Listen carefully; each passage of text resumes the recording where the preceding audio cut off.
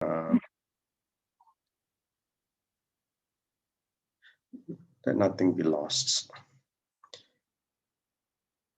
And the initial verse, in spiritual practice, we advance diligently to achieve realization of the true principles of one reality.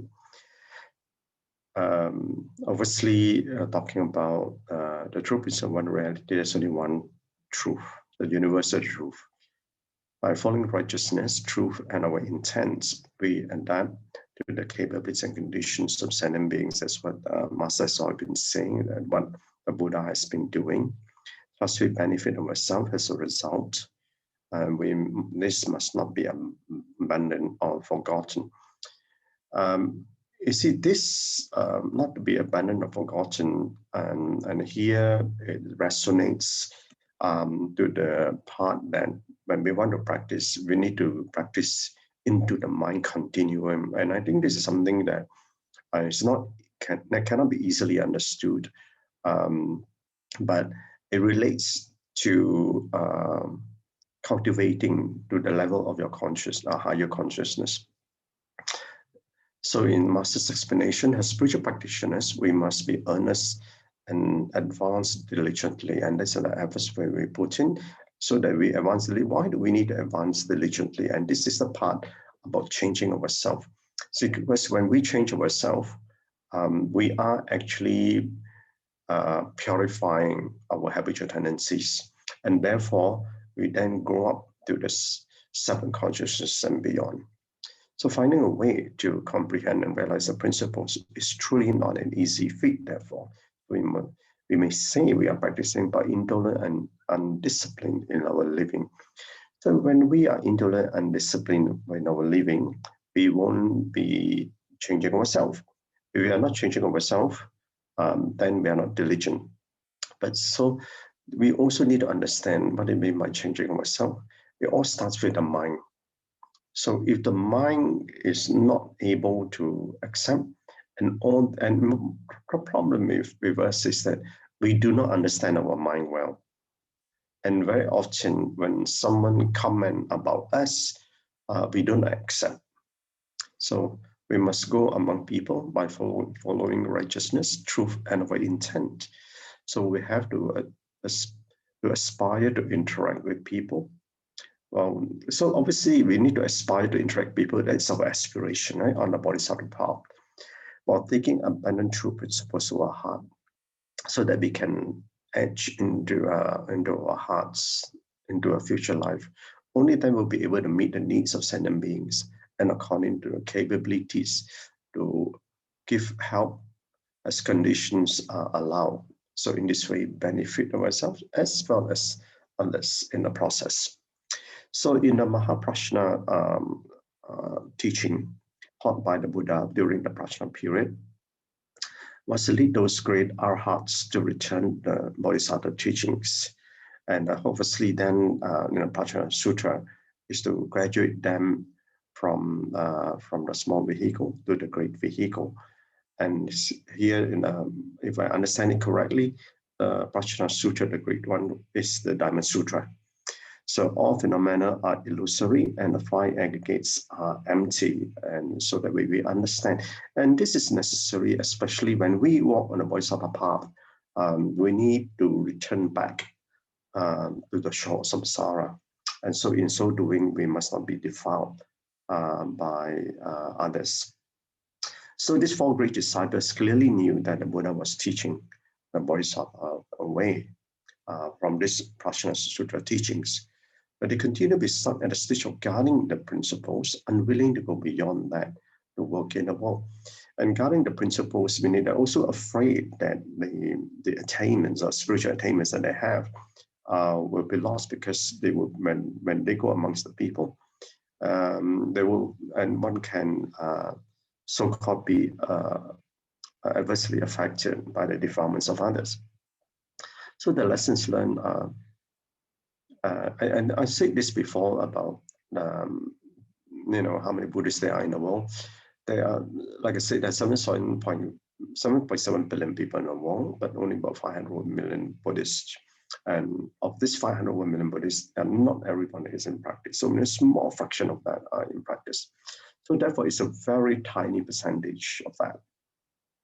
So why are Buddhists so quiet, my master asked? Because everyone is simply holding on to it and guarding the Buddha's teachings. I think in some ways, that's the way that we practice.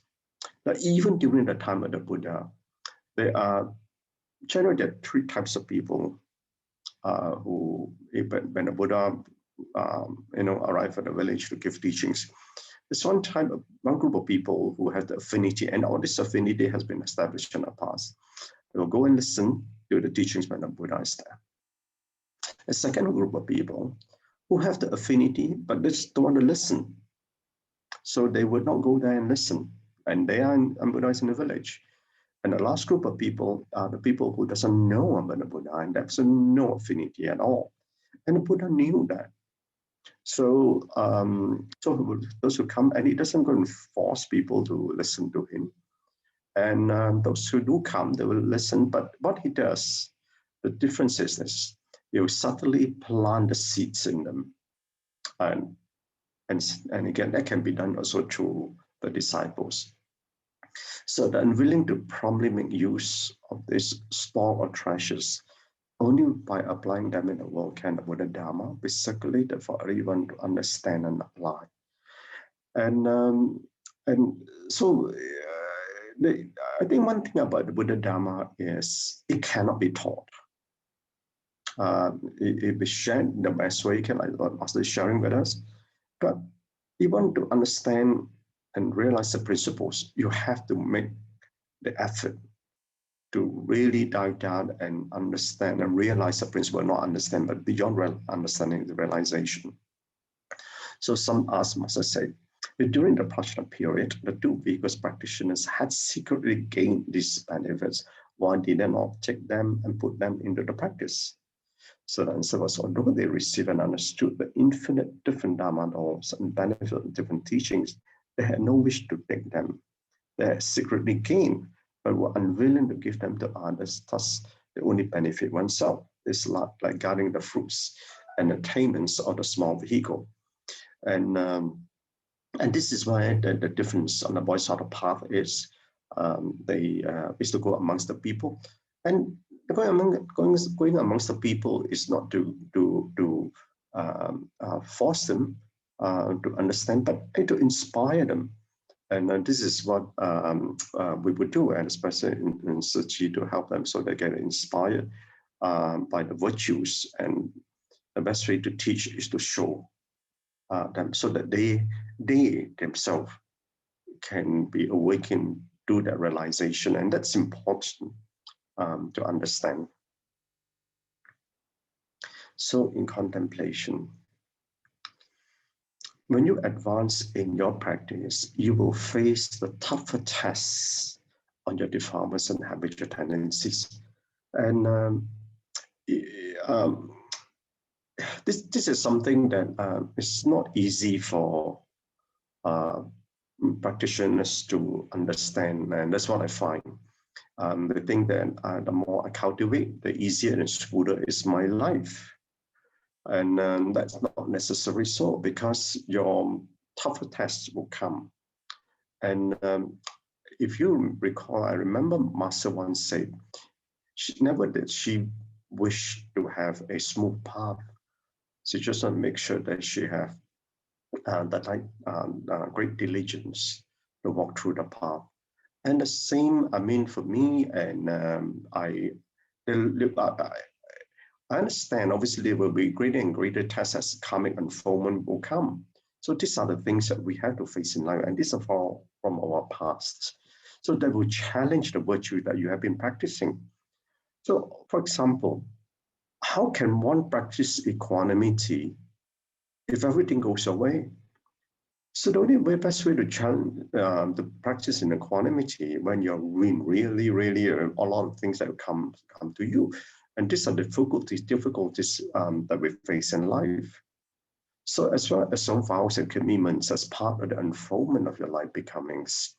And because as we uphold our vows and our commitments, all this karmic retribution that will come to our life in the form of becomings will test how steadfast are you holding your vows and commitments. So the test can be subtle and do not necessarily appear obvious. And I'm sure you've come across that sometimes when you meet one person and you observe the words they say, and those are the subtle thoughts are coming and they do not know. So the greater is the subtlety, the greater is the test. And these are the dust-like delusion, and Master say, what are dust-like delusion? These are your thoughts. As a challenge, is on your elevated consciousness. Because if we don't do that, we won't know what we are doing. So as well as the skillful means, and this is where when we get into the practice, because unless we grow that, then how do we then understand the capabilities of others as we walk amongst the masses? So on relationship, grasping of matters in relationship, and it's a very short one today. And so advance in our practice with the wholesome power of fearlessness in overcoming all your afflictions. And related back to the contemplation just now, is the when we face our becomings and also because this will give rise to reaction because of our own afflictions, we must have the courage to fight ourselves. And when we talk about being a spiritual warrior, it's not to fight others or fight demons. It's to fight the demon within ourselves. And that is the what we need to do with this power of fearlessness in overcoming our own afflictions. There is nothing you are not courageous enough for you to let go, and that's the problem. I think with a lot of us, we are very attached to the way things are being done. We are very attached to our own possession and our thoughts, and more important, the most difficult thing to let go is our thoughts, our self-centered views. And this is the thing about when we grasp on to matters, and that's why it leads to conflicts in relationship, interpersonal conflicts, and so on. So if we then let go, then therefore be in a losing streak. We lose our way. So, and then the more we lose, the more defilements that we will lose, the more self-centeredness that we will lose. So if we start off in this life, growing the self in all of us, as we lose everything that we hold on to, you get to realize the non-self. So therefore, when you hold on to the non-self, what more is there to lose?